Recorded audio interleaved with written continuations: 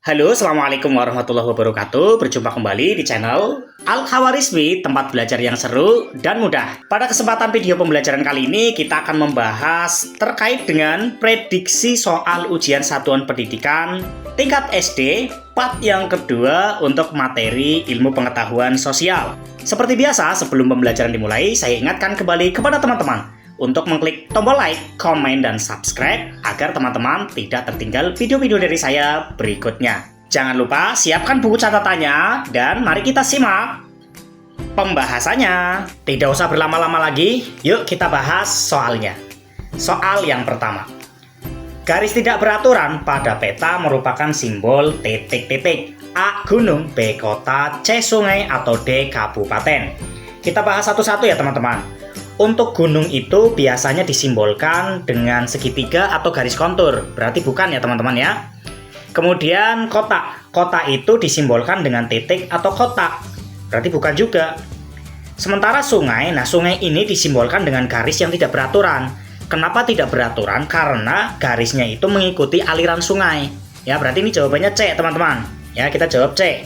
Namun kenapa bukan kabupaten? Kalau kabupaten itu biasanya disimbolkan dengan batas administratif, bukan garis ya, bukan garis yang tidak beraturan.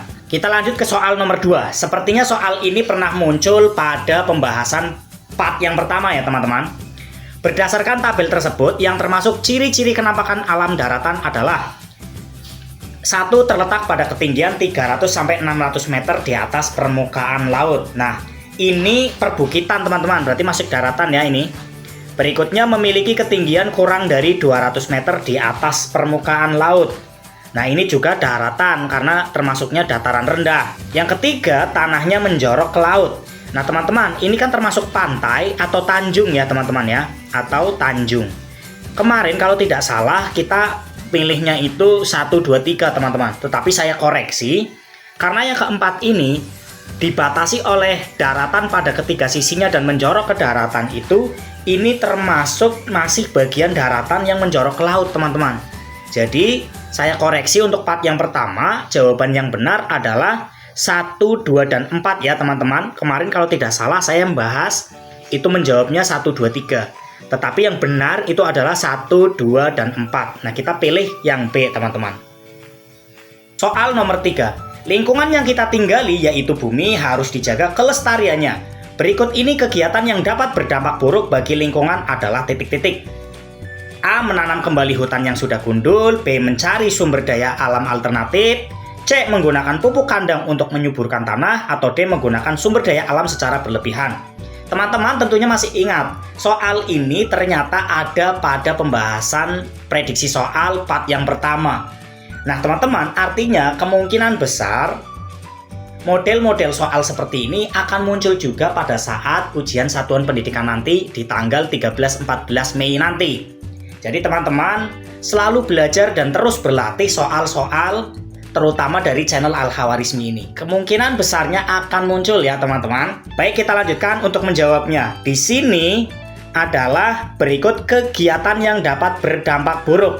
Nah, menanam kembali hutan yang sudah gundul itu tidak ya teman-teman ya. Ini kan positif nih.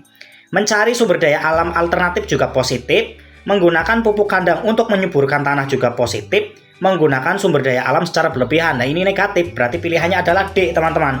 Soal nomor 4. Wilayah Indonesia terdiri dari daratan dan lautan. Hampir wilayah Indonesia adalah lautan. Selain itu, Indonesia juga menjadi salah satu negara dengan garis pantai terpanjang di dunia. Berdasarkan kondisi wilayah tersebut, Indonesia dijuluki sebagai negara titik-titik. A. Agraris, B. Maritim, C. Nusantara, atau D. Berkembang. Kita lihat pernyataannya di sini ada kalimat hampir wilayah Indonesia adalah lautan. Berikutnya, salah satu negara dengan garis pantai terpanjang di dunia. Berarti ini membahas tentang kelautan. Kalau kelautan, maka sebutan negara ini adalah negara maritim. Jawabannya B. Perhatikan gambar. Di sini ada gambar candi, teman-teman. Pertanyaannya, peninggalan sejarah bercorak Buddha ditunjukkan oleh gambar nomor titik-titik. Kita perhatikan, teman-teman. Untuk ciri-ciri candi yang bercorak Hindu itu biasanya bentuknya itu menjulang tinggi dan runcing. Nah, ini nih. Tinggi dan runcing kan. Nah, maka Jawabannya adalah nomor 2 dan 4. Ini Borobudur, sudah pasti Buddha. Dan ini Candi Mendut, berarti jawabannya adalah B ya teman-teman. Kita lanjut ke soal nomor 6. Indonesia terdiri dari bermacam-macam suku dan budaya. Suku bangsa yang berasal dari Pulau Sulawesi adalah titik-titik. A. Buton, Minahasa, Toraja, dan Bugis. B. Sunda, Tengger, Betawi, dan Madura. C. Melayu, Baduy, Padang, dan Toba. Atau D. Jawa, Dayak, Karo, dan Banjar. Kita perhatikan teman-teman. Buton, Minahasa, Toraja, dan Bugis itu memang dari Sulawesi ya. Kita pilih A. Kenapa bukan B? Karena di sini ada Sunda, Tengger, Betawi, Madura, itu Jawa semua. Kemudian di sini ada Baduy ya. Di sini ada Jawa. Lanjut ke soal nomor 7. Bidang pekerjaan yang cocok untuk wilayah tersebut adalah titik-titik. Di sini berarti perkotaan, teman-teman. Perkotaan itu cocoknya adalah pilihannya A. Perikanan, B. Peternakan, C. Pariwisata, atau D. Perkantoran. Jawabannya adalah D ya teman-teman, perkantoran. Lanjut ke soal nomor 8. Wilayah Indonesia berbentuk kepulauan yang tersebar dari Sabang sampai Merauke. Bentuk wilayah seperti ini memiliki pengaruh terhadap kehidupan masyarakatnya. Contoh pengaruh kondisi wilayah Indonesia terhadap kehidupan masyarakat adalah titik-titik. A. Kurangnya kerjasama antar penduduk yang berbeda daerah. B. Setiap daerah saling memisahkan diri dengan daerah lain. C. Setiap daerah memiliki adat istiadat yang berbeda. Atau D. Sulitnya akses transportasi antar pulau. Jawaban yang paling tepat itu adalah C teman-teman. Setiap daerah memiliki adat istiadat yang berbeda. Soal nomor 9. Perhatikan tabel berikut. Di sini ada nama-nama kerajaan. Berdasarkan pernyataan di atas yang merupakan peninggalan kerajaan Islam adalah titik-titik. Pada pembahasan soal part yang pertama itu, yang ditanyakan adalah peninggalan kerajaan Hindu. Sekarang yang ditanyakan adalah peninggalan kerajaan Islam. Artinya teman-teman, tipe soalnya itu sebenarnya sama. Cuman yang ditanyakan itu apakah nanti peninggalan kerajaan Islam, kerajaan Hindu, kerajaan Buddha, atau yang lain ya teman-teman. Nah, di sini yang ditanyakan adalah peninggalan kerajaan Islam. Kita lihat teman-teman, yang pertama kerajaan Kutai. Kerajaan Kutai itu kan Hindu. Nah, di pilihannya di sini A ada satunya, B ada satunya, C ada satunya. Ya sudah, langsung jawab saja D teman-teman. Karena satu itu sudah pasti bukan gitu. Mari kita lanjut ke soal nomor 10. Perhatikan nama tarian dan asal daerahnya berikut ini. Yang pertama, tari Randang Uma berasal dari Jambi. 2. Tari Skapur Sirih berasal dari NTT. 3. Tari Poco-Poco berasal dari Maluku. 4. Tari Topeng Kelana berasal dari Jawa Barat. Pertanyaannya, nama tarian tradisional dan daerah asalnya yang tepat ditunjukkan oleh nomor titik-titik. Nah teman-teman, untuk tari Skapur Sirih itu kan bukan dari NTT, tetapi tari Skapur Sirih itu berasal dari Jambi. Berarti yang ada nomor 2-nya itu pasti salah ya. Ini salah, ini salah. Kemudian tari Randang itu juga bukan dari Jambi, tetapi tari Randang itu berasal dari Sumatera Barat. Berarti nomor 1 juga salah ya teman-teman. Maka jawabannya adalah D. Tari Poco-Poco berasal dari Maluku, itu betul. Dan tari Topeng Kelana berasal dari Jawa Barat, itu betul. Indonesia memiliki letak strategis karena berada di antara dua benua, yaitu benua Asia dan benua Australia. Tidak hanya itu, Indonesia juga diapit oleh dua samudra, yaitu Samudra Hindia dan Samudra Pasifik. Manfaat yang diperoleh Indonesia dari letak strategisnya tersebut adalah titik-titik. A.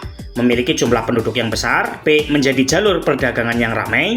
C. Rawan terjadi penyelundupan barang secara ilegal. Atau D. Terjadi perselisihan tentang batas wilayah dengan negara tetangga.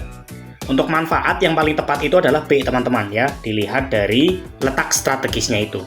Menjadi jalur perdagangan yang ramai. Soal nomor 12. Keragaman budaya yang ada di Indonesia tercermin dari titik-titik. Nah, pada pembahasan part yang pertama soal ini juga muncul ya teman-teman. A. Kesenian daerah, fanatisme daerah, senjata tradisional. Fanatisme bukan ya teman-teman. B. Bahasa daerah, pakaian adat, fanatisme lagi. Pokoknya yang ada fanatismenya kita coret. Ini juga ada C. Berarti jawabannya langsung ke D teman-teman. Pakaian adat, kesenian daerah, dan juga bahasa daerah. Soal nomor 13. Terdapat foto pahlawan nasional. Pada pembahasan soal part pertama itu yang muncul adalah gambar Sutomo ya teman-teman, yang mengepalkan tangan itu. Sekarang gambarnya berbeda. Beliau merupakan tokoh penting dalam perumusan Sumpah Pemuda. Beliau adalah orang yang menulis Ikrar Sumpah Pemuda pada umur 25 tahun. Nama pahlawan tersebut adalah titik-titik. Ahmad Dahlan, bukan, ini pendiri Muhammadiyah. B. Sutomo, ini juga bukan ya. Karena Sutomo itu gambarnya adalah orang yang sedang mengepal. Kemudian C. Ki Hajar Dewantara juga bukan. Kita sangat ingat sekali gambar Ki Hajar Dewantara itu adalah yang ada pada uang 20.000 versi lama. Kemudian D. Muhammad Yamin. Maka pilihannya adalah D. Lanjut ke soal nomor 14. Gambar peninggalan bersejarah di atas terletak di provinsi. Ini Demak ya teman-teman. Demak itu kan adanya di Jawa Tengah. Langsung saja teman-teman. B jawabannya. Perjuangan rakyat Indonesia melawan penjajah Belanda selalu gagal. Akibatnya rakyat Indonesia mengalami penjajahan cukup lama. Setelah lahirnya kaum terpelajar, perjuangan rakyat Indonesia bersifat kooperatif dengan terbentuknya organisasi pergerakan nasional. Salah satunya adalah organisasi yang didirikan oleh Dr. Wahidin Sudirohusodo. Organisasi tersebut adalah A. Budi Utomo, B. Perhimpunan Indonesia, C. Sarekat Indonesia, atau D. Partai Nasional Indonesia. Untuk Dr. Wahidin Sudirohusodo, beliau mendirikan organisasi yang dinamakan sebagai Budi Utomo, teman-teman. Lanjut, soal nomor 16. Portugis menjadi bangsa Eropa pertama yang datang ke wilayah Indonesia. Portugis pertama kali mendarat di Maluku pada tahun 1512. Setelah itu diikuti oleh Spanyol yang datang pada tahun 1521 dan Belanda pada tahun 1596.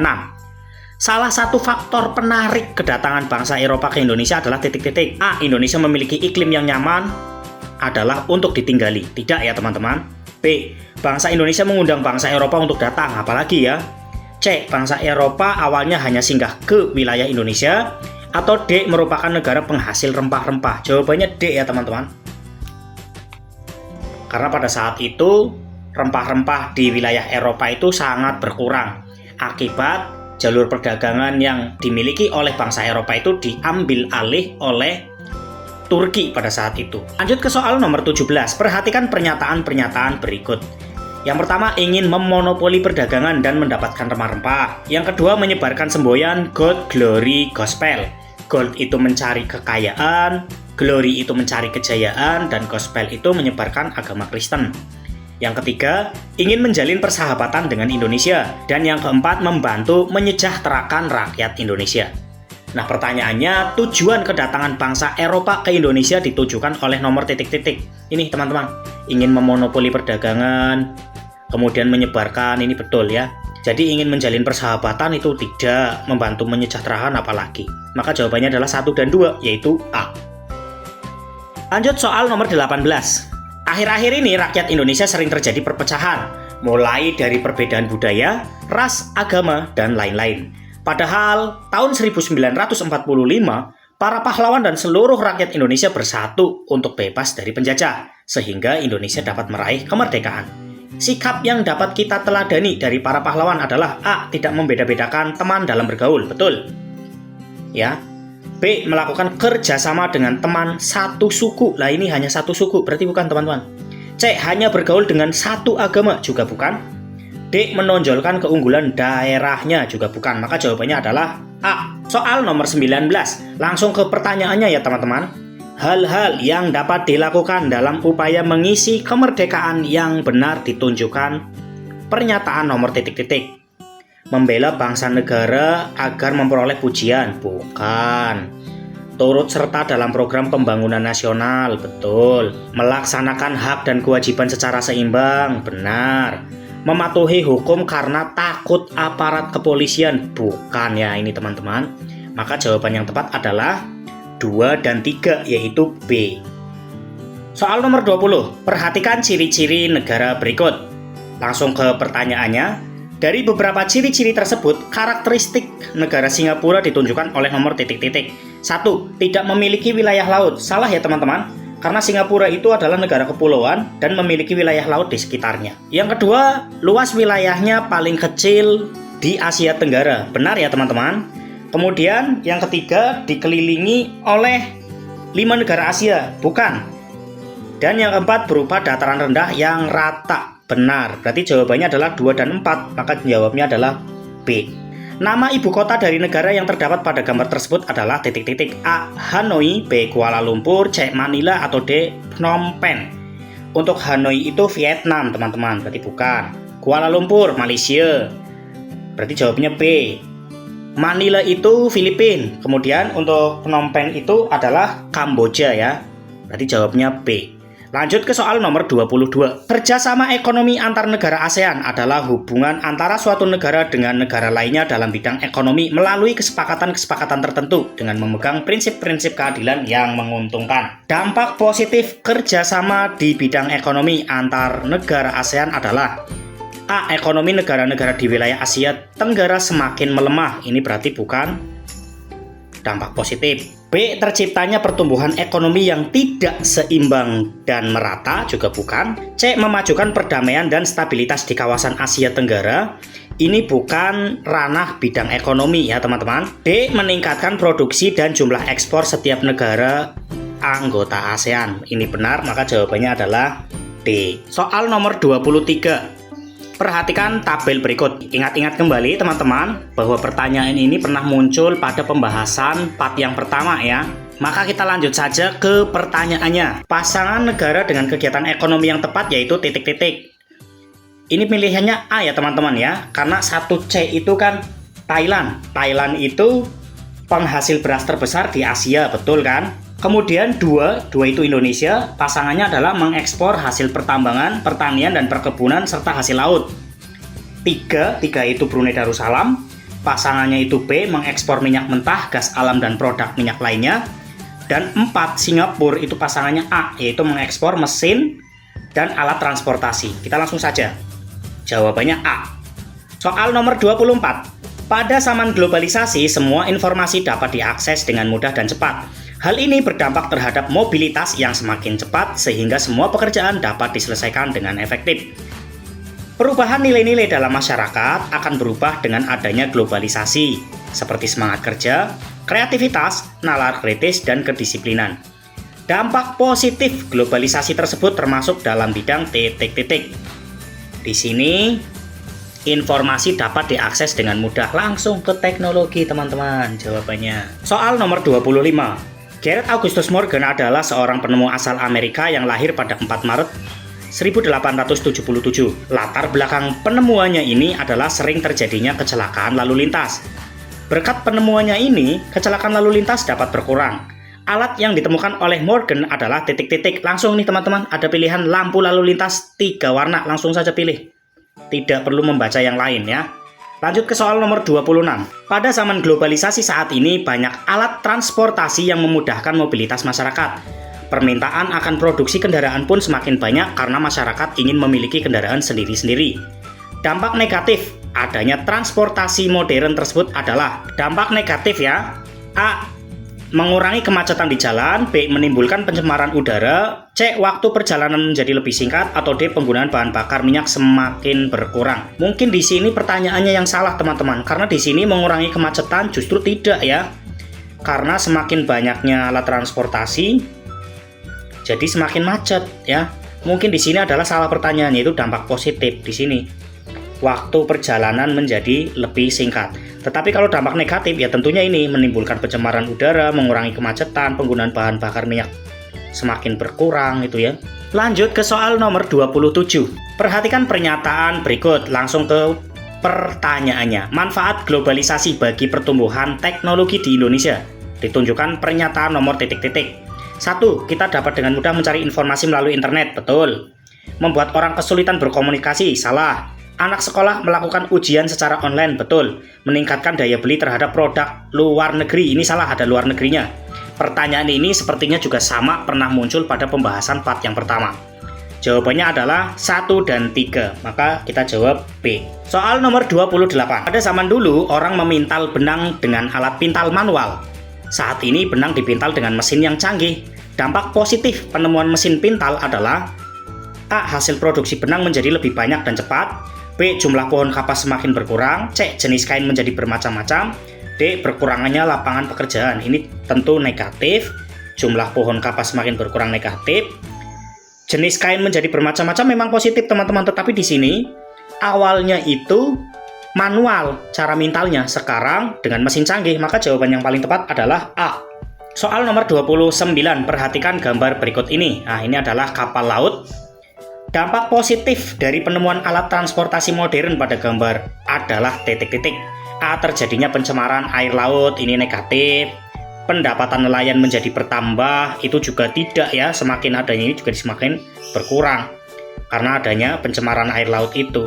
Distribusi barang menjadi lebih cepat, ini positif. Penggunaan bahan bakar minyak semakin bertambah, ini negatif. Berarti jawabannya adalah C. Soal nomor 30. Perhatikan pernyataan-pernyataan berikut. Langsung ke pertanyaannya. Makna penting proklamasi kemerdekaan bagi bangsa Indonesia ditunjukkan oleh nomor titik-titik. 1. Ditetapkannya politik bebas aktif, ini bukan. Dimulainya kekuasaan Orde Baru, juga bukan. Terbebas dari penjajahan negara asing, betul. Puncak perjuangan bangsa dalam meraih kemerdekaan, juga betul. Maka jawabannya adalah 3 dan 4. Kita pilih D. Lanjut ke soal nomor 31. Perhatikan gambar. Ini adalah gambar istrinya Insinyur Soekarno, yaitu Ibu Fatmawati. Peran tokoh pada gambar dalam peristiwa proklamasi kemerdekaan adalah titik-titik. A. Mengetik teks proklamasi. B. Menjahit bendera merah putih. C. Menyebarluaskan berita tentang proklamasi kemerdekaan. Atau D. Menyediakan rumahnya sebagai tempat untuk merumuskan teks proklamasi kemerdekaan. Jawaban yang paling tepat adalah B. Menjahit bendera merah putih. Lanjut ke soal nomor 32. Langsung ke pertanyaannya. Tokoh dan perannya dalam proklamasi kemerdekaan Indonesia yang tepat ditunjukkan oleh nomor titik-titik. 1. Insinyur Soekarno berperan membacakan teks proklamasi, betul. 2. Sayuti Malik berperan mengibarkan, salah. Harusnya Sayuti Malik itu mengetik. Abdul Latif Hendraningrat berperan mengetik naskah, ini juga terbalik ya. Ini harusnya seperti ini. Atau 4. Ibu Fatmawati berperan menjahit sangsaka merah putih. Benar. Jawabannya benar adalah 1 dan 4. Maka pilihannya adalah C. Lanjut ke soal nomor 33. Insinyur Soekarno membentuk organisasi pergerakan nasional pada tanggal 4 Juli 1927. Organisasi tersebut bergerak di bidang politik, sosial, dan ekonomi. Sejak Kongres Pemuda II tahun 1928, jumlah anggotanya semakin bertambah, sehingga mengkhawatirkan pemerintah Belanda. Nama organisasi tersebut adalah titik-titik. A. Budi Utomo. B. Perhimpunan Indonesia. C. Indische Partij. Atau D. Partai Nasional Indonesia. Jawabannya benar adalah D, teman-teman. PNI, Partai Nasional Indonesia. Lanjut ke soal nomor 34. Peristiwa Rengas Dengklok merupakan peristiwa penculikan Insinyur Soekarno dan Muhammad Hatta oleh para pemuda dengan tujuan A. Untuk mendesak Soekarno dan Muhammad Hatta segera melakukan proklamasi kemerdekaan, itu betul. Mencegah bentrokan dengan tentara Jepang, salah. Agar keduanya tidak ditangkap oleh tentara Jepang, salah. Menjauhkan keduanya dari pengaruh Jepang terkait dengan proklamasi kemerdekaan, salah. Jawabannya adalah A ya teman-teman. Soal nomor 35. Perhatikan pernyataan-pernyataan berikut. Langsung ke pertanyaannya teman-teman. Tindakan memaknai kemerdekaan ditunjukkan oleh nomor titik-titik. Yuk kita cek. 1. Menjaga kerukunan dengan tetangga, benar. 2. Memajukan usaha kecil dan menengah, boleh. 3. Mewujudkan pemerataan pembangunan, betul. 4. Memperebutkan kekuasaan dalam pemerintahan, ini salah. Berarti langsung saja tidak usah baca 5 dan 6 ya. Yang ada nomor 4-nya sudah pasti salah. Ini salah. Ini salah, ini salah. Berarti jawaban yang benar adalah A. 1, 2, dan 3. Demikian tadi pembahasan prediksi soal ujian satuan pendidikan part yang kedua untuk materi ilmu pengetahuan sosial. Kita akan lanjutkan pada part yang kedua untuk pembahasan soal esai pada video berikutnya. Apabila teman-teman suka dengan video pembelajaran seperti ini, silahkan tekan tombol like, comment, subscribe, dan nyalakan tombol notifikasinya agar teman-teman bisa selalu update informasi-informasi berikutnya. Kita ketemu lagi pada video selanjutnya. Assalamualaikum warahmatullahi wabarakatuh.